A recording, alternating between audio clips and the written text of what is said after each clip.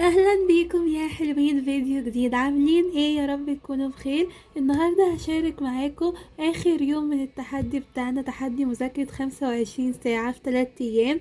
النهارده اخر يوم ان شاء الله. النهارده يوم الاربعاء، وطبعا انتوا عارفين ان النهارده عندي محاضرة الاحياء بتاعت مستر محمد ايمن. المفروض ان انا حطيتها يوم الاربعاء لوحدها بس، عشان اشوف هقدر اخلصها كلها ولا مش هقدر، وكمان هيتبقى وقت ولا لا. النهاردة المفروض نذاكره 9 ساعات، هو النهاردة اطول يوم من التحدي. المفروض نذاكره 9 ساعات. فانا حطيت اليوم النهاردة بس مذاكرة المحاضرة، مذاكرة بقى والحل بتاعها والكتب وكده. فتعالوا نبتدوا نذاكره، عشان انا عايزه اقول لكم انا متاخره جدا النهارده. يعني دلوقتي الساعه 7. كان عندي درس وكده، فجيت منه تعبانه جدا ونمت شويه عبال ما صحيت دلوقتي الساعه 7. فالمفروض من دلوقتي لحد بقى الفجر او كده نكونوا مخلصين ال9 ساعات بتوعنا. فعشان ما اضيعش وقت اكتر من كده عايزه نبتدوا. اول حاجه هعملها ان انا هبتدي اسمع المحاضره. دلوقتي قبل ما ابتدي احل الامتحان عايزة اراجع بس على الدرس تاني. لما براجع بقرا، يعني بقراه بس مش بالورقة والقلم. هقراه كده بس لان انا افكر نفسي. وبعد كده همتحن الكويز، بعد كده ابدأ المحاضرة الجديدة ان شاء الله.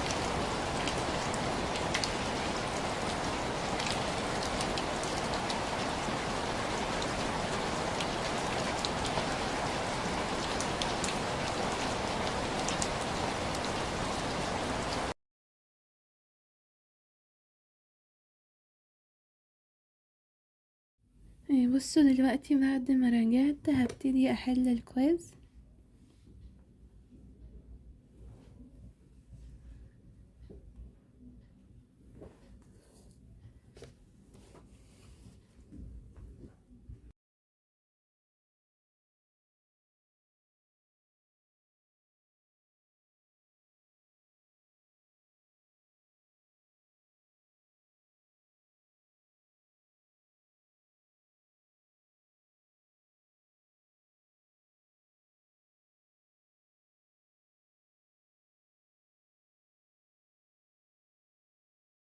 بصوا انا كده خلصت اول ساعة. دلوقتي بقى هبتدي افتح المحاضرة. انا شفتها هي 3 ساعات. بصوا هي 3 ساعات و10 دقايق يعني. هبتدي اقسمها بقى كل ساعة كده واخد بريك شوية. في حاجة عايزة اقول لكم ان انا مش بكتب مع المستر، عشان في بنات بتسألني. انا المحاضرة بسمعها بس، لكن مثلا في السنتر لو عشان انا بسرح كتير في السنتر وكده فبكتب، عشان الورقة والقلم يعني وانا بكتب ورا المستر بيخليني اركز مسرحش وهو بيشرح. لكن هنا اونلاين يعني مش بكتب ورا المستر، عشان بتبقى حاجات كتير جدا وهتضيع مني اليوم يعني لو قعدت اكتب ورا كل حاجة، عشان هي المحاضرات اساسا طويلة لوحدها. احلى واجمل دكاتره في المستقبل ان شاء الله. اهلا وسهلا بيك يا صديقي العسل في بدايه. المناعه في الانسان مهمه جدا جدا جدا لحياتك وللامتحان. والله حلو السجع ده. بسم الله الرحمن الرحيم. الحمد لله المعيد المبدي حمدا كثيرا، وهو اهل الحمد، ثم الصلاه اولا واخرا على النبي باطنا وظاهرا. صلوا عليه. اللهم صل وسلم وزد وبارك على سيدنا محمد وعلى آل محمد كما صليت على إبراهيم وعلى آل إبراهيم إنك حميد مجيد، وبارك على محمد وعلى آل محمد كما باركت على إبراهيم وعلى آل إبراهيم إنك حميد مجيد، عدد ما كان وعدد ما يكون وعدد الحركات والسكون. رب. بصوا انا كده خلصت اول ساعة من المحاضرة، هعلم عليها هنا. هاخد بريك شوية بعد كده ارجع اكمل. بصوا وانا واخدة بريك شوية كده هبتدي ارص المكعبات بتاعة المكتبة ديت. دولت اكتر حاجات بستخدمها، التلاتة دول، عشان دول اللي بحط فيهم الحاجات وانا قاعدة يعني. وهبتدي بقى انزلهم خالص وابدأ ارص كل مادة لوحدهم، عشان كلها سايحين على بعض. ماشي، وهنضفهم بعد كده هبدأ ارص بقى. بس مش هعملهم كلهم مرة واحدة عشان هياخدوا وقت كبير، يعني كل ما اخد بريك كده هكمل شوية. دلوقتي هرجع اكمل بقى، انا وقفت عند الساعة وهبدأ اكملها. بتاعتنا يا شباب باستمرار في الدقيقة مئات الملايين من كل الخلايا نخاع العظام. وانت بيبي انت اصلا كان عندك عظام في اول 3 او 4 شهور. انها بتفكرني بمحاضرات التكاثر والهرمونات والدعامة. فبحس ان احنا يعني سبحان الله يا جماعة، يعني الوقت بيعدي بسرعة جدا. احنا بنينا مع بعض ذكريات جميلة جدا في المحاضرات بقى، وفي المذاكرة، وفي الحل، وفي الكويزات، وفي الامتحانات والتكريمات والخواطر اللي بنعملها في العربية وفي المكتب. واتكلمنا مع بعض الحمد لله السنة دي كتير جدا. فأنا حقيقي فخور بالكلام ده جدا. وانت اصلا ممكن تحتفظ بالخواطر دي عندك، تسمعها بعد ثانوية عامة عشان تفتكر كده، يا احنا كنا بناخد الخواطر دي مع المحاضرات وبتاع. والخاطرة هتلاقيها بتفكرك بمحاضرة معينة، فهتحس بايه بعد ما تخلص السنة؟ هتحس بايه؟ انا كده الحمد لله خلصت تاني ساعة، عايزة اعلم عليها بس. هروح بقى اكمل ترتيب المكتبة وارجع اكمل اخر ساعة من المحاضرة. هبتدي ارص الكتب الترم التاني هنا، وفوق هحط الترم الاول عشان مش هستخدمهم يعني دلوقتي. فهحط هنا اللي هو ان انا اطوله بس وانا بذاكر. هاجي اخلي الجنب ده للعربي. بصوا دلوقتي هبتدي اخر ساعة، خلاص فاضلنا يعني ساعة وحاجة بسيطة. غيبت شوية في البريك ده، قعدت تقريبا ساعة بل ما روقت وظبطت الدنيا كده، فهبتدي اسمعها. احنا كده خلصنا الحمد لله العضليه الليمفاويه الاساسيه، نخاع العظام، الغده التيموسيه، واتكلمنا على اللوستين، واتكلمنا على الطحال. كده 4 حاجات. رقم 5 يا جماعه العقد الليمفاويه. دي بقى مهمه جدا جدا جدا جدا. بص يا قلبي، قال لك دي عباره عن عقد فيها خلايا ليمفاويه. عقد فيها خلايا ليمفاويه. الحمد لله. اي والله العظيم، احسن من كلمه بحبك فعلا والله العظيم. زي ثانك يو في اخر سلايد في الكليه فعلا والله. خاصه لو المحاضره رخمه بقى، يا نهار اسود. بصوا انا كده يا شباب الحمد لله خلصت اخر ساعة من المحاضرة. فاضل لنا 5 ساعات المفروض نذاكروا فيهم ونحلوا الاسئلة. فيلا نبتدي بقى نذاكر. بص دلوقتي ظبطت التايمر على 2 كده وهبتدي اذاكر. عايزه اقول لكم على حاجه هعملها، ان انا مش هسمع المره دي حصه المذاكره بتاعه المستر، عشان انا لسه سامعه شرح يعني عايزه اذاكر على طول. وكمان عشان ما عنديش وقت، انا عندي 5 ساعات بس المفروض فيهم ان انا اذاكر واحل التدريبات، وانا المذاكره بتاخد وقت معايا جامد، فهذاكر على طول يعني مش هسمعها دلوقتي.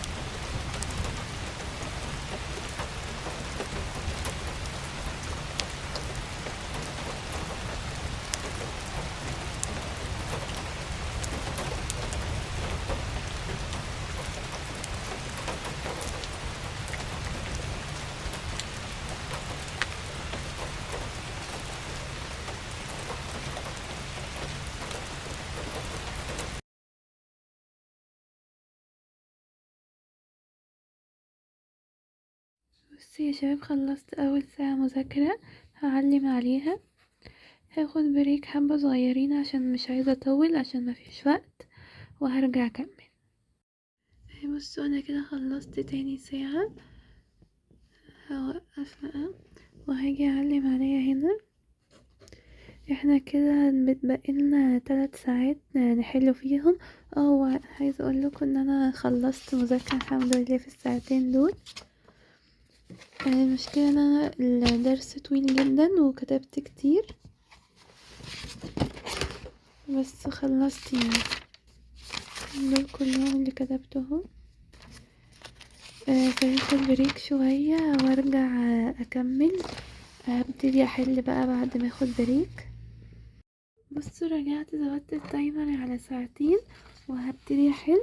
انا مش عارفة الحل هياخد مني وقت قد ايه بصراحة، بس هخلصه يعني كله، وبعد كده بعد ما احل هبتدي اسمع الفيديو حل الواجب، ممكن اكتفي بكده النهاردة عشان الوقت اتأخر وما عادش قادرة اكمل.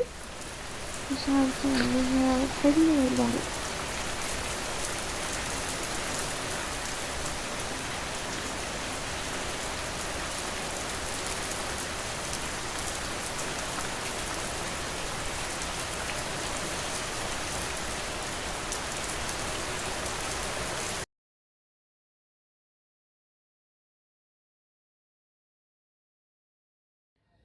بصوا انا دلوقتي خلصت الاسئلة كلها وخلصت المقالي. هبتدي بقى اسمع الفيديو حل الواجب. بصوا خلصت تقريبا يعني على اقل من ساعة. هرتاح شوية اخد بريك شوية وابتدي اسمع الفيديو حل الواجب من المستر. هعلم على ساعة كده. دلوقتي هبتدي اسمع فيديو حل الواجب. هو ساعة وتلت. لما نخلصوه ان شاء الله يبقى متبقينا 40 دقيقة كده. مش عارفة المفروض اعمل فيهم ايه بس هلاقي حاجة اعملها يعني عشان نخلصوا التحدي صح.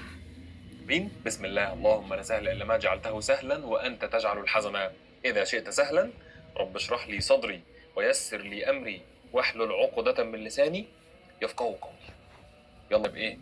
برجلك اليمين. بسم الله. والسؤال الاول: اي من مالي لا يعد من مكونات الجهاز المناعي؟ يعني يا جماعه مش من المناعه. يلا. الغده التيموسيه ده عضو لمفاوي اولي. خلايا الدم البيضاء مهمه جدا، من ضمنها الخلايا الليمفاويه. مناعه. الانترفيرونات مواد كيميائيه مساعده زي الكيموكاينات والانترلوكينات والمتممات. مناعه. الثيروكسين خلي بالك ده هرمون بيساهم في المناعه، بس هو كهرمون مش من ضمن مكونات. بصوا بعد ما خلصت تعليم الواجب الحمد لله هعلم على ساعة. هو كان ساعة وتلت هعلم على ساعة ومتبقي لنا احنا 40 دقيقة. فقلت في ال40 دقيقة دولت اسمع فيهم فيديو حل الواجب بتاع كتاب الامتحان. انا مش عندي كتاب الامتحان وعلى طول مش بحله اغلب الوقت يعني، بس قلت عشان انا معايا وقت فهسمع الفيديو. هو بصوا 40 دقيقة بالظبط يعني، فقلت اسمعه اكمله بيهم بقية الوقت بتاع التحدي. وبعد كده خلاص يعني. يا حبايب اهلا وسهلا بيك يا بطل في حل كتاب الامتحان على الجزء الاول من المناعه في الانسان. بسم الله الرحمن الرحيم. الحمد لله المعيد المبدي حمدا كثيرا وهو اهل الحمد، ثم الصلاه اولا واخرا على النبي باطنا وظاهرا. صلوا عليه. اللهم صل وسلم وزد وبارك على سيدنا محمد عليه الصلاه وازكى السلام، عدد ما كان وعدد ما يكون وعدد الحركات والسكون. رب اشرح لي صدري ويسر لي امري واحلل عقدة من لساني يفقهوا قولي. اللهم افتح علينا فتوح العارفين. قدامك الأجسام المضادة والمواد الكيميائية المساعدة، وأنا أكيد بحبكم في الله. وختاما سبحانك اللهم وبحمدك أشهد أن لا إله إلا أنت أستغفرك وأتوب إليك. والسلام عليكم ورحمة الله وبركاته. بصوا يا شباب الحمد لله كده خلصنا اخر ساعة وكده نكونوا خلصنا التحدي سوا.